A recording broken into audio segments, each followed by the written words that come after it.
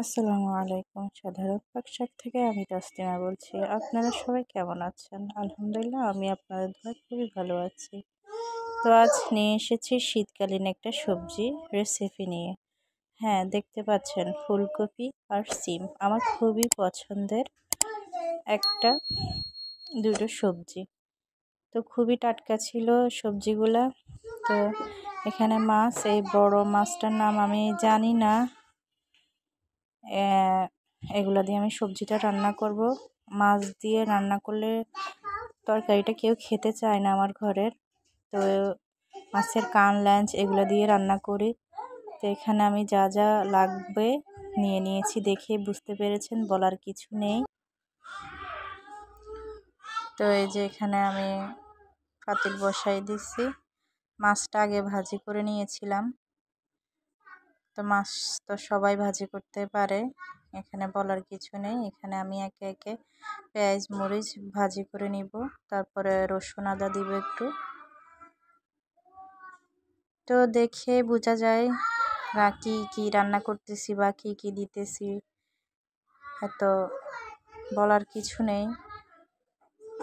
তো আমার আপু ও ভাইয়েরা,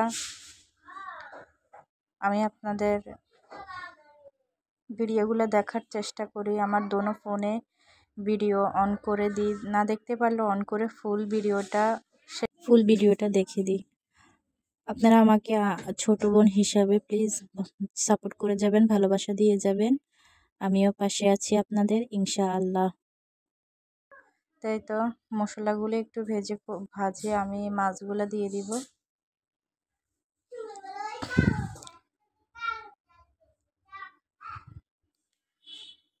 তো আমার ভিডিওতে অনেক শব্দ হয়, ভয়েস দিতে অনেক শব্দ হয়, বা আমার কথায় অনেক ভুল হয়, প্লিজ আমাকে ক্ষমা দৃষ্টিতে দেখবেন সবাই। তো এই যে মাছ আমি কষানোর ঝোল দিয়ে দিছি।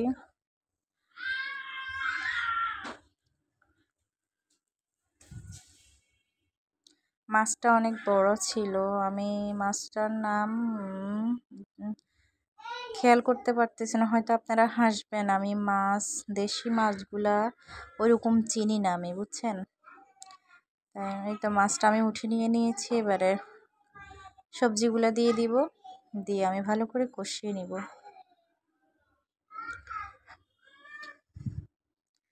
তো আমার ছোট ছোট বাচ্চা তিনটা, ঘরের অনেক কাজকর্ম,